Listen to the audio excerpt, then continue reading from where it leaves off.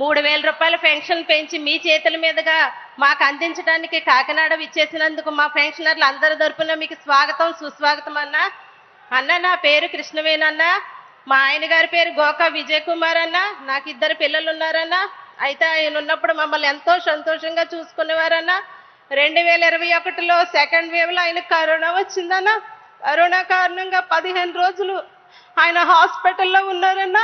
ఆరోగ్యశ్రీ పథకం ద్వారా ఆయనకు జరిగిన ఖర్చు అంతా మీరే భరించారన్న. అయితే 15 రోజుల తర్వాత మా దురదృష్టవశాత్తు ఆయన చనిపోయారన్న. ఆ సమయంలో కుటుంబ పెద్దను కోల్పోయి నేను చాలా నిస్సహాయ స్థితిలోకి వెళ్ళిపోయానన్నా. పిల్లల్ని ఎలా పెంచుకోవాలి, నేను ఎలా బ్రతకాలనే స్థితిలోకి వెళ్ళిపోయినప్పుడు మీ వాలంటీర్ వచ్చి నాకు వితంతు పెన్షన్ దరఖాస్తు చేసిందన్నా. దరఖాస్తు చేసిన మరుసటి నెలలోనే నాకు పెన్షన్ శాంక్షన్ అయిందన్నా. 1వ తారీఖు ఉదయాన్నే తను తీసుకొచ్చి 2500 రూపాయల పెన్షన్ నా చేతికి ఇచ్చినప్పుడు నాకెంతో ధైర్యం వచ్చిందన్న. ఆ రోజు నేను బ్రతకగలనే ధైర్యం నాకు వచ్చిందన్న.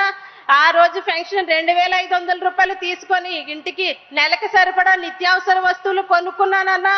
అలాగే ఈ రోజు 3000 రూపాయలు ప్రకటించి మాట తప్పను మడం తిప్పను అన్న మాట నువ్వు నిలబెట్టావన్నా. అలాగే పాదయాత్రలో కూడా నేనున్నాను, నేను విన్నానన్నావన్నా. ప్రజల కష్టాలు విన్నావన్నా, నేనున్నానని నిరూపించుకున్నావన్నా.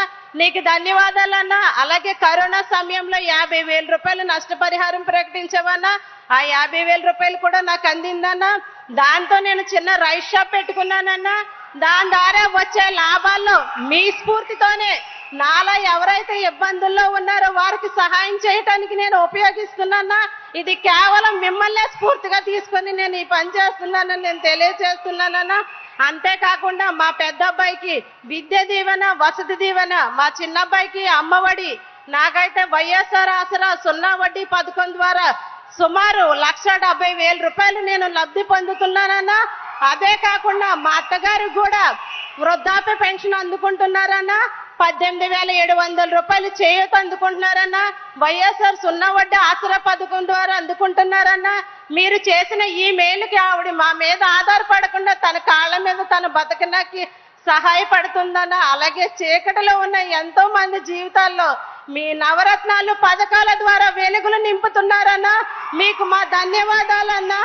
అన్నా, కష్టాల్లో ఉన్నప్పుడు కష్టాల నుండి తొలగించమని ఆ దేవుణ్ణి మేము ప్రార్థిస్తామన్నా.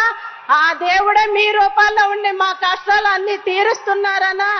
ఇంత మంచి సుపరిపాలన చేస్తున్న మీరే మాకెప్పటికీ ముఖ్యమంత్రిగా ఉండాలని మనస్ఫూర్తిగా కోరుకుంటూ సెలవు తీసుకుంటున్నానన్నా. ఈ అవకాశం ఇచ్చినందుకు మీకు ధన్యవాదాలన్నా.